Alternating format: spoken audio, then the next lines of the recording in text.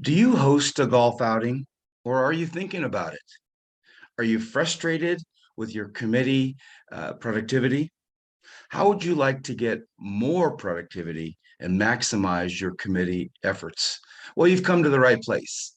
Hello, everyone. My name is Phil Immordino, and I'm with the GTAA, the Golf Tournament Association of America. For over 30 years, we've had the opportunity to work with thousands of tournament planners throughout the world. And we have one simple mission to help you produce the best golf outing possible. We get a chance to hear from thousands of people all over, and we hear what works and we hear what doesn't work. So these webinars are designed to help you and give you the tools to produce a better golf outing. One of the areas that is overlooked or not taken serious is your committee. And your committee is the secret to your success. So we're going to talk today about how do we make your event productive through your committee. So get your folks together and pull out your notepad and let's get started. Today, we're going to discuss a couple of main things. First of all, how to find committee members. Where do we look? How do we find them? Two, we want to understand their gifts and their talents. And then with that, we can understand the best responsibilities to assign them or get them involved in. We're going to discuss the essential chairmanship positions that we think you should fill, and then most importantly, how to hold them accountable. So feel free to take lots of notes, ask me some questions. Hopefully we can get to those at the end, and we will record this call. So by chance you have to leave early or you want to share this with your committee later on, we can get that done. So with that, let's get started. All right, how do we effectively make our committee more involved and more committed? And it's a couple things. First of all, I think it's important to find out and to find the best people possible. Biggest challenge, one of the biggest challenges we have is finding the right people and getting them involved. It's easy to find committee members usually, but sometimes they're not very productive. So I want to give you a couple of tips that will help you find the right people. And who are those right people? Number one, we need to find people who are connected. Very, very important. It's important that these people have relationships, valuable relationships that you're going to need down the road. Relationships with potential sponsors, relationships with golfers, relationships with folks who can offer gifts and prizes and raffle items and auctions. So when you're looking for people, find people who are connected. They're involved in their community. They know people. They have lots of relationships. Second, you want to find people who are committed. You get a bunch of people on the call, on the meetings, get involved, but really they just want the free golf. They want the free shirt. And we don't need those type of people. We need people who are committed to you, committed to the cause, committed to your organization, people who are going to be involved. And you're going to get a sense of that right from the beginning, who's going to be the most productive. So find the right types of people is very, very important. Then I want to encourage you to make sure you have the right size committee.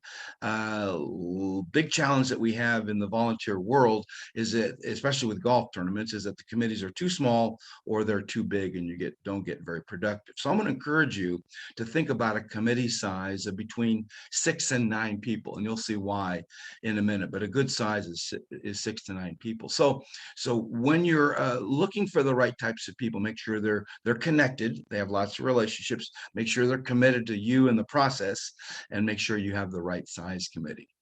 So then the question becomes, where do we find these people? I always hear that the question, where do we find the right types of people? So I'm just going to give you a couple of tips on where I find some of these folks finding people and to help you find some of the folks. Number one, we need to look at your board members. Your board members already know who you are. Your board members are already committed to the process. And I'm going to assume that you have some good board members and some not so good members. And I would encourage you to rethink the ones that aren't being involved and helping out, because the board is very, very essential in your organization. But some of those board members may want to go above and beyond, get involved in your golf outing. So take a look at your board members and sit down with them, share the vision of the golf tournament, and see which ones of them might be involved. The next place to look is past volunteers. You know, if you've been around for a little while, you've either produced events or you've had helpers involved in your process. So encourage you to take a look at all past volunteers and sit down with them and find out what they're up to and what they've been doing, and again, get them excited about what you're doing and see if they want to get involved in this golf tournament. The next place to look are with people who have been affected or helped from your organization. You know, there's tons of those folks. Reach out to them. Hopefully they're still in your database, and you're going to just simply send them an email and set up a time to sit with them and talk with them about what you're doing. But people who have been affected or helped from your organization. And the next place is people of friends and family who have been helped by your organization. So not just the people that have been helped, but their friends and their family, their loved ones. Your organization has helped them, and they have a passion for what you're doing because you helped their family, you helped their friends. So take a look at those folks, and I think there's a lot of potential volunteers there. Now, this is not an easy one-step process. I want you to realize that putting together a committee, putting together a volunteer base is an ongoing process. If you're running your organization, this should be 50% of your time. And remember that the more people that you can replicate that to do your job, the better, because you want to multiply yourself, and that's really the bottom line. So this is an ongoing process throughout the year. You want to have lunch with people, you want to have breakfast with people, you want to talk with people on the phone and network with them socially, because this is all year round. And then you keep a little log in the back of your mind who might be helpful for the golf tournament or any other events that you're doing. So this is an ongoing process. Take a look at board members, past volunteers, people who have been affected by your organization, and you're going to find a good group of volunteer committees there. Then the question is, how do you assign their responsibilities? Because you don't want to put a square peg in a round hole. You want to find the right people for the right situation. So it's very important that you meet with these people one-on-one. Get to know them, find out their needs, find out their wants, find out their gifts, find out their talents. I think that's one of your biggest jobs, is pouring yourself into other people, finding out who they are. Because remember, this is not about you. This is not about your organization, really. It's really about them. And I find that if we help people get what they want, you're going to get what you want. So you really want to pour your life into some of these folks and get to know them and be an encourager, encourage them. But in this situation, understand what their gifts and their talents are. In other words, you don't want to put a detailed person, an accountant type, in charge of sales. That's just not their gift. And vice versa. You don't want to put a salesperson in charge of the details or the accounting.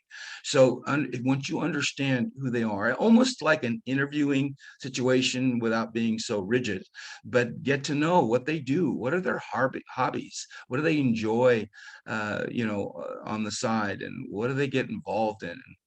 What do they do for a living? What is their job? Maybe there's someone who is in accounting or is in finance, and they're a numbers person, and obviously that's the role you want to put them in. Maybe someone's in sales, and that's what they do for a living. So obviously they're going to be better in sales, helping you. But find out what they're good at. Find out what they're bad at. Find out really what pushes their button, what gets them excited, because once you do that, then you can better position them and make recommendation on what their job should be. Then the question is, what should their job be? What are the roles that you need to fill? And here's what I found that are the most important positions. And I'm thinking that you need to ideally have one person in charge of each one of these areas. Because what I found is that people are overwhelmed. They're doing 2 or 3 or 4 things, especially probably you. 10% of the people do 90% of the work. So you end up doing half the stuff. But I found that if you can assign a person for for each one of these areas, not only are you going to be more effective, but they're going to be more effective. If you just say, hey, everyone does everything, then nothing gets done. But if you can give specific tasks, specific responsibilities, then they're going to be more productive. But let me give you another benefit. It gives them ownership in your event. Very, very important. See, people will be more involved if they feel like they're a part owner. Right now, they're just helpers, they're just volunteers, and they're really only doing what they need to do to get by. But I found that if you give them a title, give them a job responsibility, not only do they take charge of that responsibility, but they feel like they're a part of the organization, feel like an owner. So here's the positions that you really want to fill. I think, and very, very important. I think every one of these are very important. One position that I rarely see being filled, I think it's important, is an honorary chairman. Now, what is an honorary chairman? An honorary chairman is someone who's well known, someone who's recognized in your circles, in your community. Now, this person is not going to be necessarily involved with your day-to-day operations of the tournament, but what this person is going to do is going to give you credibility. They're going to give you acceptance. It's going to give you more exposure. This person might be a local politician like the mayor or someone in politics, if they're well liked. It may be an athlete, maybe a famous athlete, whether they're still involved in sports or whether they're retired. It might be a news celebrity, someone who does a radio show or maybe the news on TV. It might be a successful business person, someone who's very successful in your industry that's well recognized. Maybe they're the owner of a big company or they're the owner of a sports team, and they're well recognized. See, when you have that person in place, it gives you instant credibility and instant contacts. For example, if someone sees your tournament, they say, oh, wow, the mayor is the honorary chairman. This must be a big deal. We should get involved. So seek out someone who is well known, someone who's a celebrity, someone who's credible, someone who's well liked, and ask if they'll be your honorary chairman. And don't expect them to show up at your meetings. It'd be really great if they even show up at your event. But they're going to give you credibility, they're going to give you exposure, and hopefully a lot of contacts, which would be great. So fill that position of an honorary chairman. The next person you must have is a tournament chairman. The tournament chairman is your CEO. They're the president. They're the GM. They run the show. And realistically, gang, this should not be someone on staff. This should not be the executive director of the nonprofit or the development director. This should be a volunteer. Very important. If a volunteer is your tournament chairman, then people say, hey, look, this person is doing it for free on their free time, and they're giving up their time to be involved. I should do the same. But if it's a staff person, say, well, this person's getting paid for it, it's not as much of a sacrifice. So ideally, you want a volunteer tournament chairman. And then this tournament chairman ideally is a golfer. Very important. Golfers understand golf, where non-golfers do not understand golf. They don't understand the intricacies, the commitment that us golfers have, and they don't know what a good tournament is or a bad tournament is or a good golf course or a bad golf course. They'll be a much better cheerleader, a much better salesperson for you. So that tournament chairman should be a volunteer and a golfer. Now, the tournament chairman oversees the whole process. They're going to be involved in selling sponsors and getting golfers and getting gifts and prizes, but this person's like the GM. They oversee the process. They hold everyone accountable. They're the encourager. They're the one, making sure that everyone's getting their job done, overseeing each department. So they're the GM. This is the tournament chairman, and the buck stops there. They need to pick up the ball wherever someone drops the ball or the responsibilities aren't picked up. So look for a tournament chairman who's a CEO type that can really oversee the process, be an encourager, and hold everyone accountable. The next person you must have is a sponsor chairman. Your sponsors are your profit. The more sponsors you have, the more money you make. So you need a sales manager over sponsors. Very, very important, because that's where the money is. So now this person doesn't sell all the sponsors. Everybody's involved in selling sponsors, everyone on the committee, but this person oversees the process. They're the one, fine tuning the sponsorship packages. They're the one coordinating the sponsorship meetings and find out who's calling on who, and keep track of who's sold and who's not, and who's invoiced and who's billed and who's paid and so forth, what their golfers are, and is their logo received, and is the logo on the website. So the sponsorship chairman is key to your process. You need one person that's a good salesperson, but also a good sales manager in overseeing that process. And again, ideally, they're well connected. The next person you must have is a golfer chairman. The average tournament in the United States only has 72 golfers. They're half sold out. Everyone has potential to get more golfers, and it's always a tough thing to get to fill your field, but everyone's goal is to fill your field. I have several videos on how to fill your field with golfers, but you need someone to oversee that process. You need a manager over golfers, so the golfer chairman. They're again not bringing in all the golfers. Everyone on the committee does that, but this one person oversees the process. They're like the manager over golfers. They're saying, okay, did you follow up with so and so? Is this force them in? Are they paid, and so forth? So your sponsorship, your golfer chairman oversees everybody getting in golfers, and very important, because you want to sell out. The next person you need is a gift and prize chairman. As you may have known or heard, your event is judged by the gifts and prizes that you give out.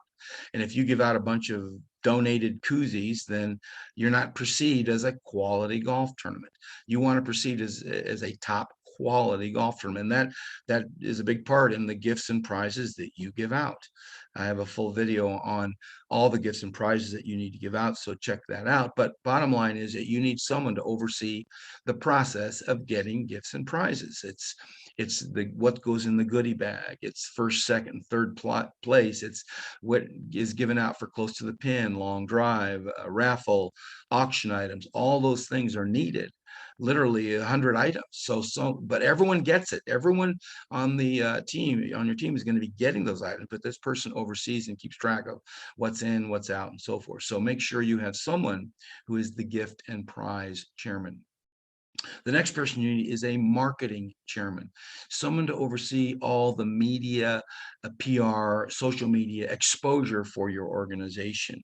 If you do a partnership with a radio station or a television station, or you get a press release out to all the media and people are following up with questions, and maybe you even have a celebrity event where people are coming out to your event, you need someone to coordinate that whole process, because the exposure for your event and your organization is crucial, especially today. It's social media it can be free, and you're getting exposure you didn't even realize. You're going to find people all over the country that's hearing about your event, hearing about your organization, hearing about your cause, and you never know who's going to be touched by that. I've heard of stories where people are donating half across the country because they love what they're hearing, and they want to help your cause. So find somebody who can understand PR, how to get out press releases, how to get PSAs, how to get exposure on television and radio and newspapers, and social media. Very, very important. So you need a marketing and PR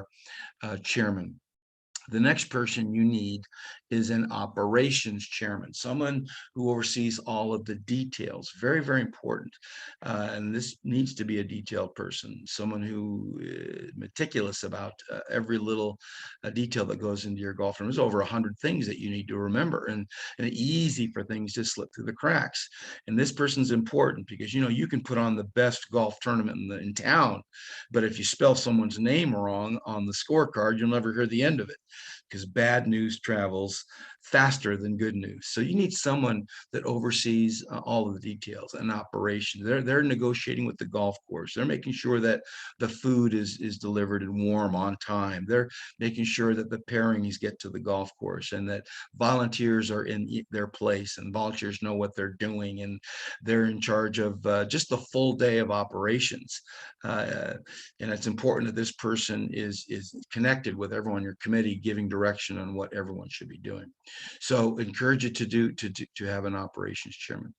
All right, the next person you absolutely need is an auction chairman. You know, everyone likes to do an auction at their event, but the problem is these auctions aren't done very well, and it literally takes focus. You can't just throw a few items out on a table at the event and hope people are going to make some money.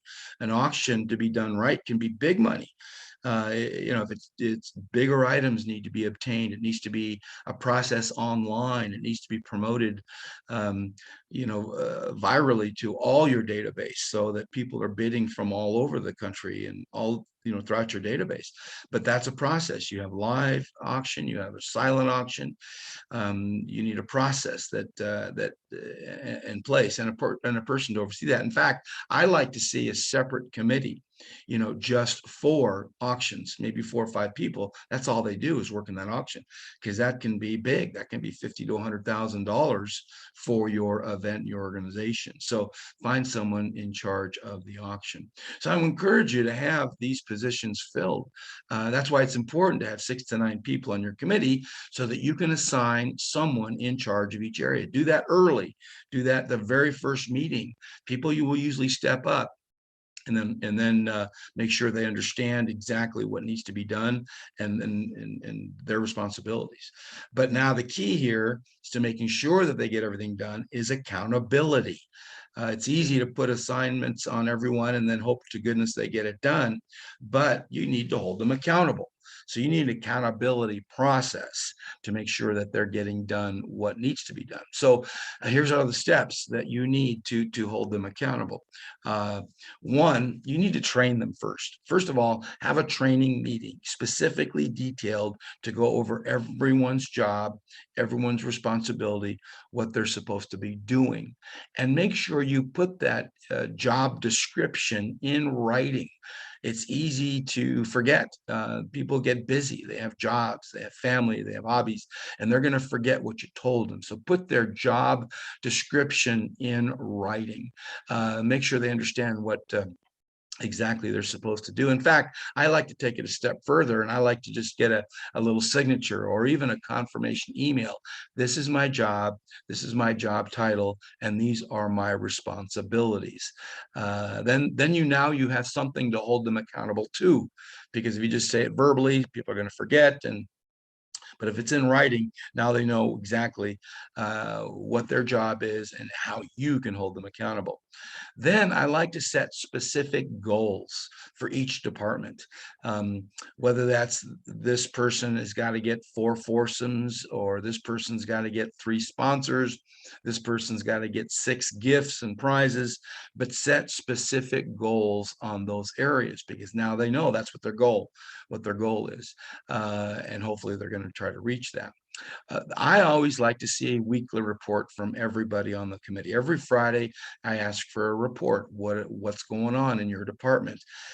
How many golfers did you talk to? How many foursomes are in the works? And how many gifts and prizes are committed? And what are in and what's delivered? What needs to be ordered?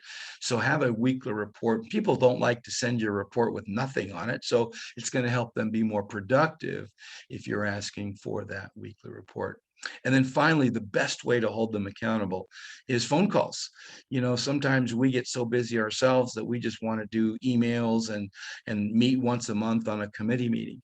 But if you reach out to these people, it's a powerful, powerful tool for you for several reasons.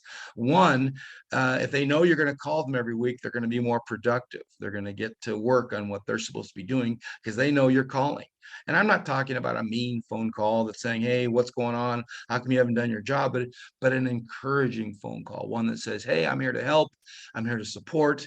What can I do to help you? How's things coming along? And what are some things that you might need? So Communications with phone calls is powerful, not just for them to be more productive, but it shows them that you actually care. The sad part about this volunteer world is we use and abuse volunteers. We just use them to get our job done and get the event done, but we don't take a personal care or personal interest in them. So a phone call does that. A phone call says, hey, I care about you. I'm willing to reach out and offer my help to help you. So a phone call once a week, once every other week to your committee is a powerful tool. Lunch, coffee, reaching out, communications as a whole.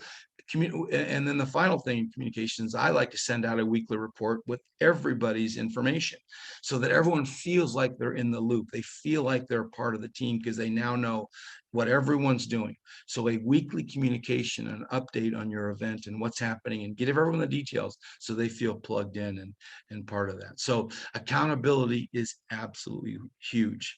So those are just some of the key things to make sure that you assign the right people the right jobs. Before I wrap up, I just want to give you a couple quick things. I don't know if a lot of you know who we are, the GTAA, but we're here to help. We're here to serve you in any area that you need. And we have a lot of free services. We have a free newsletter that goes out every week with additional tips. We have books and manuals. We have a book that's called How to Produce a Successful Golf Tournament. It's sold over 200,000 copies, and people really like it. So we have the e-version, and we also have a hard copy. We also have a new book out this year called The Complete Guide to Games, Contests, and Formats. You know, there's over 400 games, contests, and formats out there, ways that you can make additional money. So we have that also in the e-version, ebook version, as well as a hardback copy. We also have a golf-a-thon manual, how to do a golf-a-thon, how to do a night golf tournament. So we have lots of tools for you to have. We also have videos. If you go on YouTube, we have the Golf Tournament channel, which we have video on every topic that you can even imagine: how to get golfers, how to get sponsors, how to get gifts and prizes. So that's available to you at no charge. We have a blog with articles on all these topics that's accessible to you at any time. We have a free Ask Any Question anytime. Anytime you have a question or concern, feel free to reach out to us, and we can sure help you with that. We also have consultants around the country. If you need some additional assistance in your area, maybe someone who's going to help you with some of this stuff, we have somebody in your neighborhood. We know all the consultants, all the really productive people out there that can help you one-on-one in your area. We can do one-on-one. If you need some coaching, if you need some planning, you need some in-depth professional, we can help you with that. We have a coaching program, a mentoring program that we can help you with your event. And then we also have a certification program. We certified tournament planners. So let's say you work for a nonprofit, or you work for an association, or even a chamber, or even a golf course, but you want that credibility, you want that extra stamp of approval. We have a certification program that teaches you all the tools you need. You take a test, and then boom, you're certified. We list you on our website. We give you some extra tools and tips, and you get the credibility with that certificate to tell everyone that you are a certified planner. So we're here to help. We're here to help you in all those areas. And just want to wrap up by saying a couple things. First of all, you're doing a great job. If you've already done a tournament, you've got it started. I applaud you. But you just need to do some tweaking. And that volunteer committee really is your secret to your success. They're your secret weapon. Just think about multiplying you 10 times. If you had 10 people doing and having the ability that you do, imagine your tournament will be 10 times bigger. So I want to really encourage you with a couple things. One, find the right people. Make sure you got the right people on your committee that connected, committed, and you have the right size committee. Make sure that you find out what their gifts and talents are, and assign the right job responsibilities to them. Hold them accountable. Write down their job, the description, make sure they understand what their goals are, and then hold them accountable. And then if you do all these things, you get the right people on your team, and you get the right goals and responsibilities, you will be successful. I promise you. So we're here to help. let us know how you're doing, right? Reach out to us and drop us a note and ask any question you can. And we'd love to help you produce a successful golf tournament. So this is Phil Mordino. It's been a great time. We have other videos for you. We got having a webinar pretty much every Friday. Keep a lookout for that and let us know how we can help you. So thanks for your time. Good luck with your event. This is Phil Mordino signing off. Thanks for your time.